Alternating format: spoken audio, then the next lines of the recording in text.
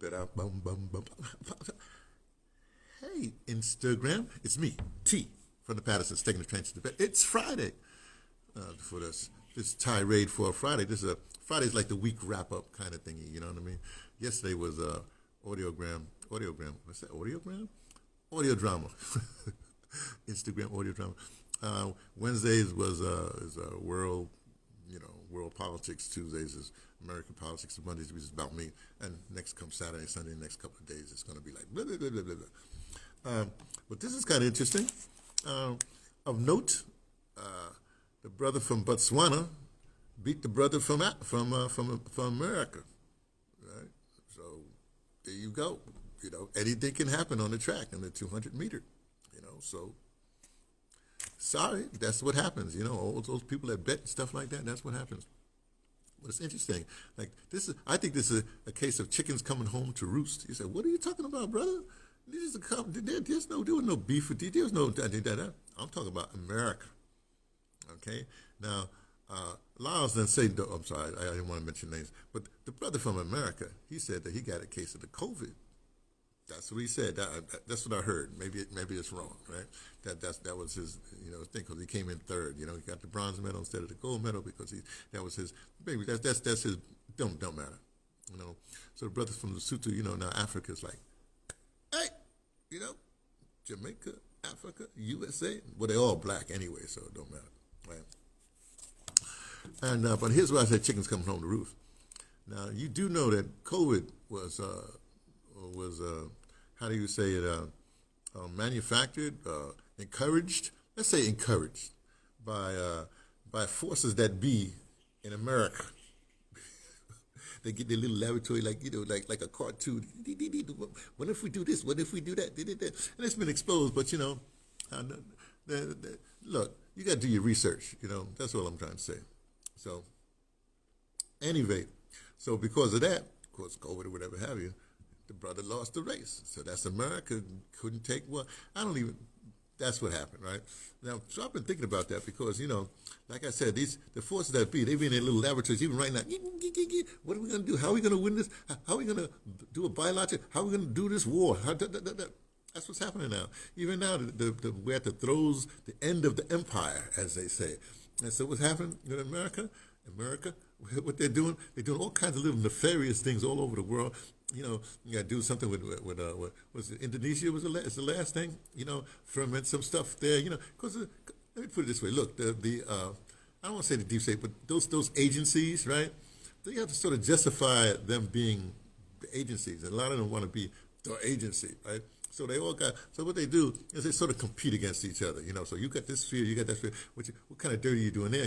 There's a lot of money in that. You know what I mean? All that money goes to the black budgets here and the blue budgets there and purple budgets there, whatever it is. And these people got to justify their thing, and so they ferment all kinds of revolutions. I'll give you a couple of examples. Like right now, for instance, I mentioned Indonesia and that whole thing. The students do the little protest.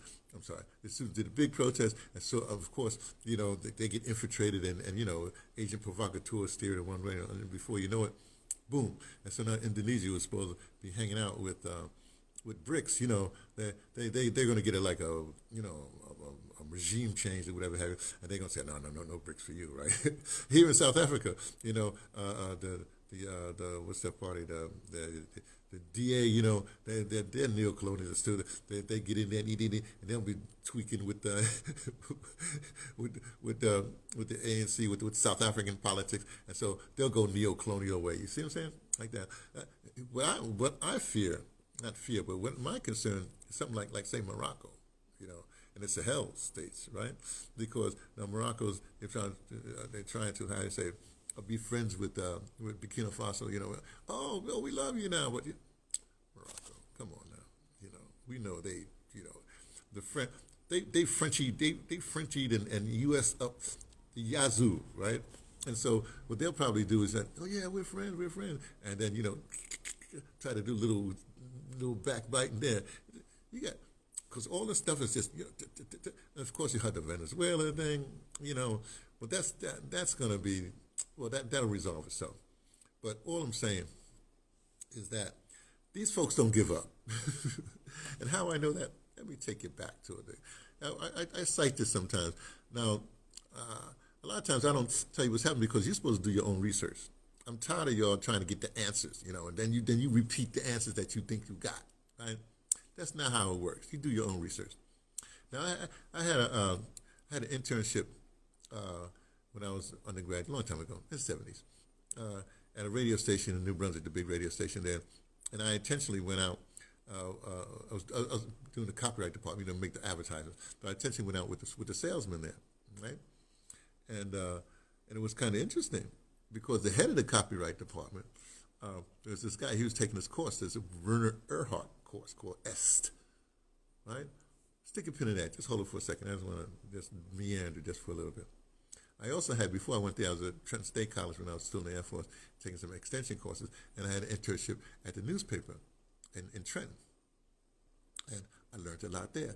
What I'm trying to say is I'm fully media trained, right? Radio, whatever it is, I know media, I know whatever. Okay, now let me go back to Werner Erhard. He had this course called EST, E-S-T, I guess it is. And basically it was like this. You take a position and you don't give up. You just keep on going no matter what. Right, wrong, and different. You on that's your square, and you ramrod it with it. Now, this we're talking about the mid-70s now. At the same time, remember, this is the time of Nixon just left or whatever it is, and the Republicans, and I guess Gerald Ford is there, and the Republicans, I don't know what they're doing. And I'm not really doing the Republic, well, let me deal with that. And so then what happens so that was like a Republican thing, right? In fact, that's when I first heard about mailers, because I was working when I got back to New York, I worked for a place called Charge It, and that's where I first saw mailers, where the Republicans used that agency to send out, mailers, like letters to their constituency. Just don't believe me, do your own research. Okay, but that's a footnote. Well, here's the thing. When Cheney, when finally, when Cheney finally arrived, right before Cheney was Bill Clinton, and what he did, he made the Democrats Republicans. Let's put it that way. So all safeguards, all the stuff that went by the wayside, and then they started to be more Republican. In other words, they started to also have that tunnel vision, right? Just at it's like an infant stages. You still had stuff happening, but it was like it's touch and go. I remember Reagan got rid of the what do you call the air traffic control unit, which was seen air traffic control people, which was seen as a union, like a upper tier union, so the other unions just wouldn't deal with it stupidly. So the unions were gotten rid of. Bubba comes in. And he does the whole thing with getting rid of doing the media thing. So now the stations can be conglomerated, and of course, there's the whole NAFTA thing, all that stuff. So they become more Republican. Then next you have, here we go. Now you have W. Forget W. Now you have Cheney, and he's not really a neocon. He just know what to do, And so, and I guess was he the one that ushered? Did they usher in Victoria Nuland? Whatever. The point is, they're in there now, right? And the neocons are there, and then they call them neocons. What's neocons mean? New conservatives, and then the neoliberals. Then the Democrats become neoliberals. This new thing, it ain't new. It's old. They're trying to take you back to bygone days. When you had the MAGA hat on, make America great. Make America like the bygone days again. Just read it like that, and everybody's in on it. Okay, so that's what happens. Now we're at a point where there is no, the liberals left. What progressives? People are supposed to have brains. They just they ain't got no place to go. They ain't got no place to go because they never had any strategy. They never stayed on their square. They let Bubba come in, and then of course he's bolstered later on because the whole Bubba, the Clinton thing, when by the time Obama get there, the Clinton machine coaches Obama, and Obama just continues, right? So now you're in an era where the Clintons are sort of to the side, and now this is the Obama era, which is the same thing, Obama, Kamala Harris, whatever they are, right? So it's kind of really interesting what's happening right now. It's not interesting to me because, like, I stay on my square. I'm an audio dramatist, and I have strategy and tactics. And I'm just saying the forces that be now, the forces that's supposed to counter the forces that be, they ain't got no strategy and tactics, and they don't know how to stay on their square or to pick a square. That's it. So I thought I'd let you know.